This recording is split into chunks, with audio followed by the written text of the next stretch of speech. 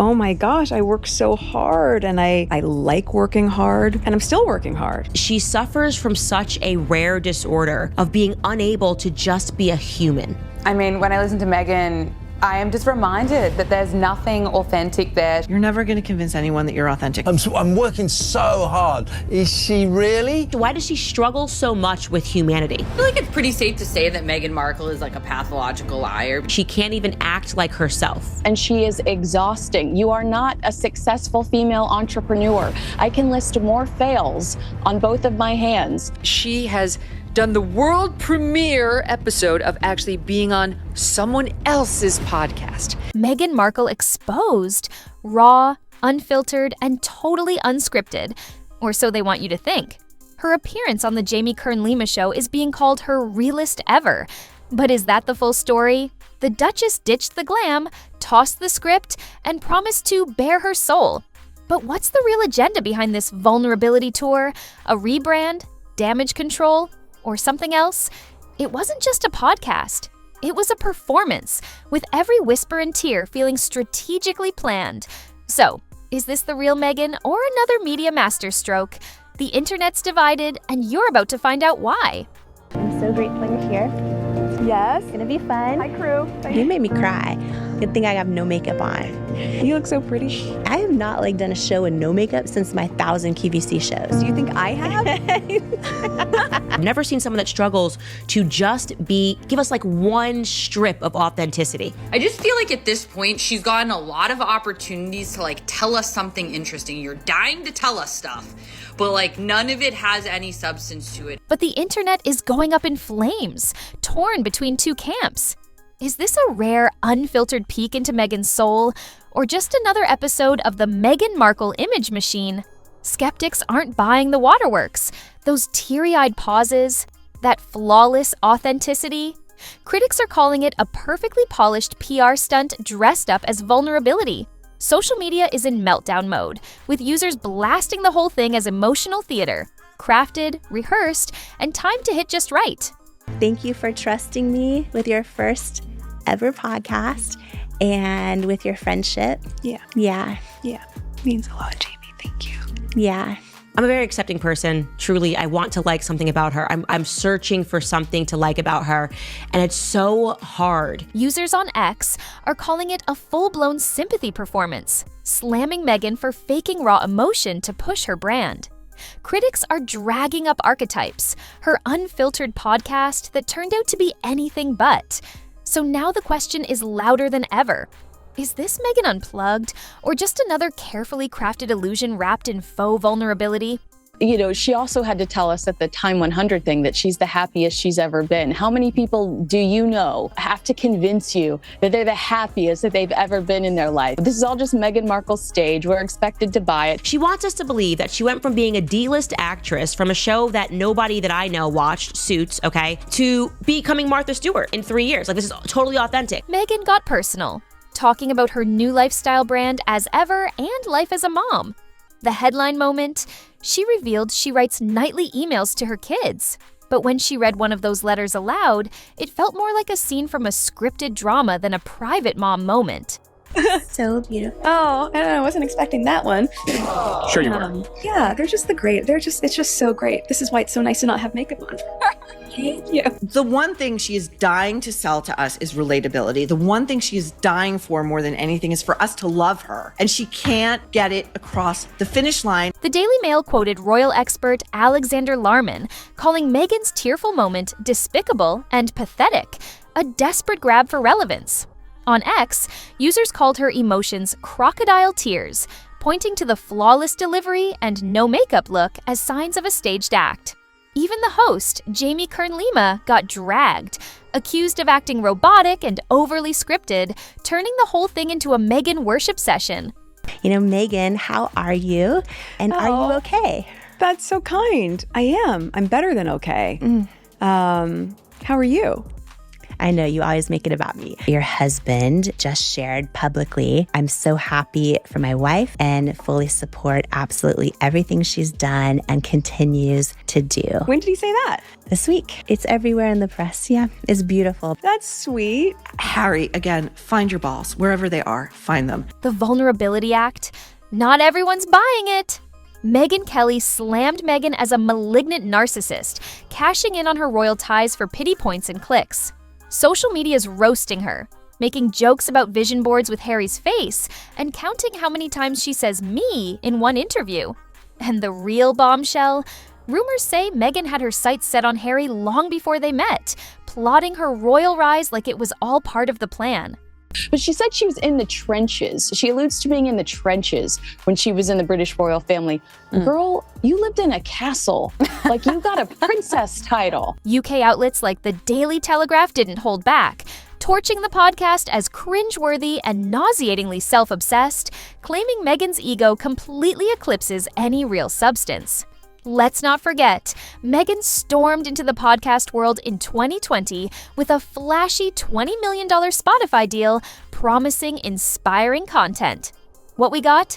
Archetypes, a 12-episode series in 2022 that flaunted big names like Serena Williams and Mariah Carey, but left critics saying it was more about Meghan than the message.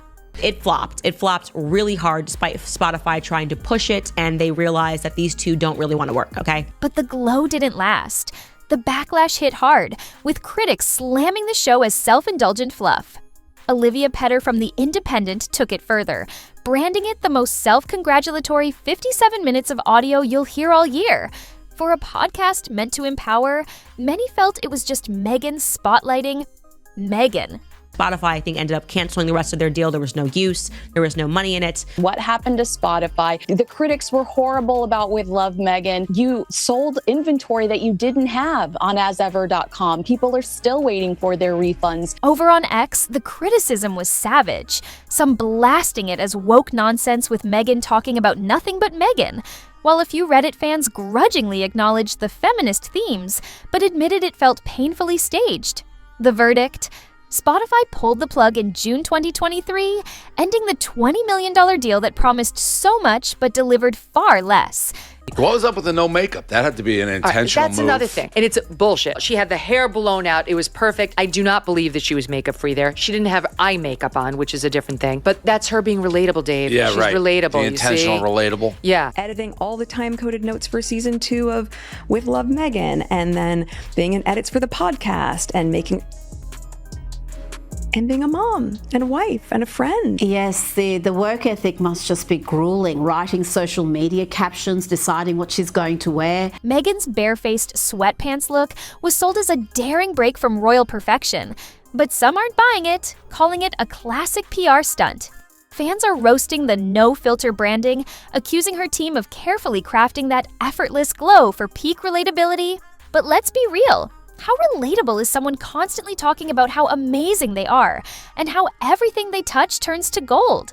Oh my gosh, I work so hard and I like working hard and I'm still working hard. The moment that everything sells out, it doesn't mean that we're done. Yeah. It means we're working on replenishment and what are the next SKUs and what's the next tranche of products and what's the timing on that and writing the newsletters and writing the social media captions and making sure that all that feels in line. Being one of the most privileged people on the planet, she still won't talk about how hardworking she is, which includes coming up with Instagram captions. And being a mom and a wife and a friend. Oh, yeah, Those that's are right. all jobs. I mean, I love being that busy, but I do think it's really interesting when people have no sense of what goes into the thing. Yeah. It's too much for me. There's only small doses of that podcast I can consume. The finish line was really the starting line. That would infuriate me, like, as someone who's trying to start a business, struggling, because like you're Hard in to the get. royal family. Yes. So to complain about, oh, the business, you don't have to, if you don't want to show up, if you don't want to do the schedule, you don't have to do anything you don't want to do. Right. You're living in literally like a fantasy tale of. Meghan's comments about her hard work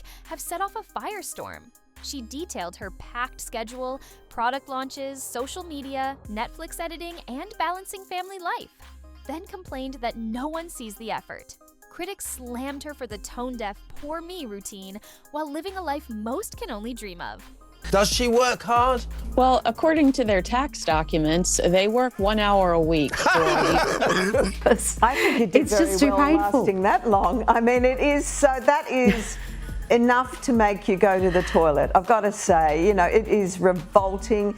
That woman is just something else. Meghan's latest whine about struggling to keep up with sold-out product orders has critics rolling their eyes.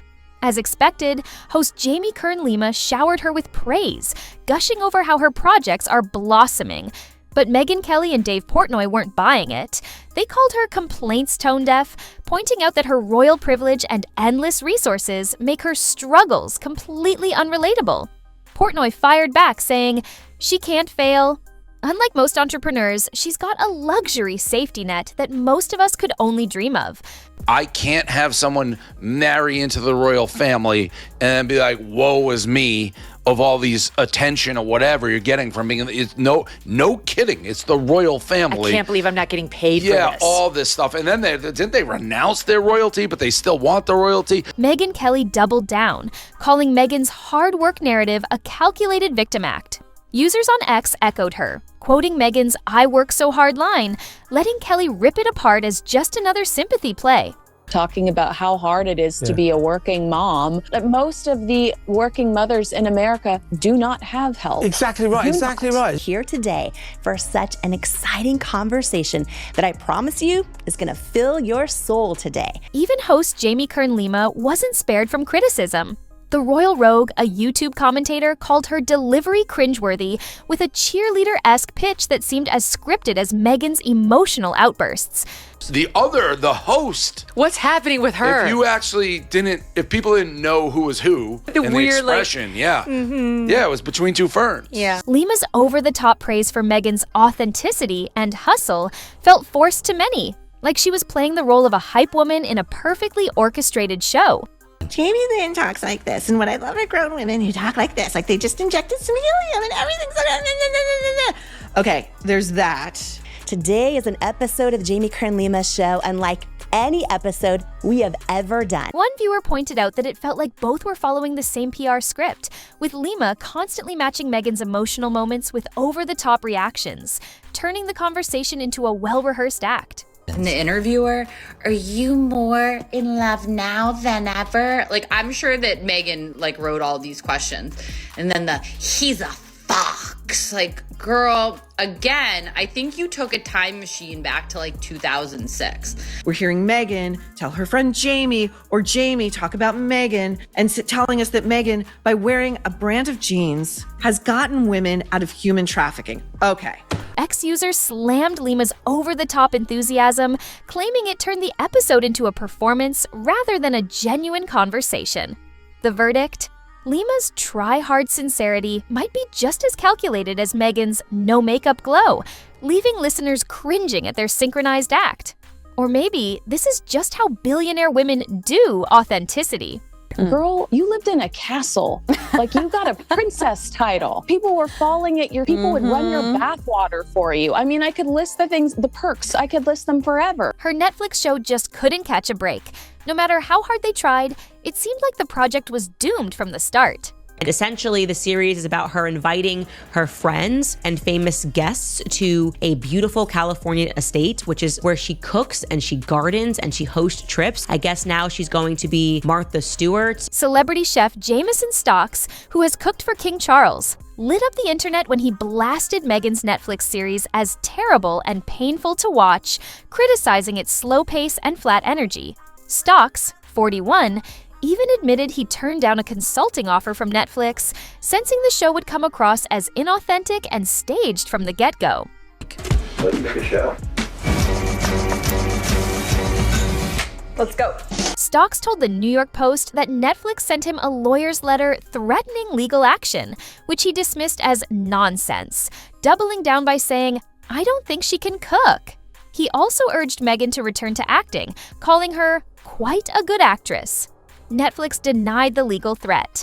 The music in the background. Do you believe in magic? Think I understand why it is she was a D-list actress, because she can't even act like herself. Critics tore into the show, with Variety calling it a Montecito ego trip and accusing Meghan of forcing guests to praise her.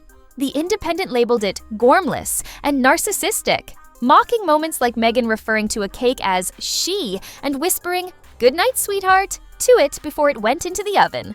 Who does this appeal to? Oh, her neighbors are about the people who could probably afford the ingredients and could have a backyard filled with honeybees. This could appeal to Oprah Winfrey and basically no one else, least of all in the economy that we're all just coming out of. Carol Migsley from The Times took it up a notch, warning viewers that it wasn't just a smug, syrupy slog. It was so much worse. Vulture went all in, calling it a deranged, bizarre journey to the heart of nothing. Ratings cratered with a brutal 2.4 out of 10 on IMDb from over 1,500 votes and a measly 11% on Rotten Tomatoes, where one viewer complained, "This isn't even a guilty pleasure." Is a joke, and I'm tired of some of these media outlets continuing to elevate this person when the reality is she's a grifter. Fake it till you make it. We don't accept that anymore. We want authenticity. Critics like The Guardian's Stuart Heritage warned that this could be the Sussexes' final Netflix project. Honestly, the reviews were so brutal, we'd be here all day trying to get through them. But the takeaway? Most people just weren't buying it. Personally, I don't hate Meghan. I watched Suits. I thought it was cool. But what do you guys think? Is she being real, or is she overdoing it? It's hard to tell, but she does give off a bit of that Katy Perry vibe when she's in interviews. So, what's the deal? Let me know in the comments, and I'll catch you tomorrow with another video.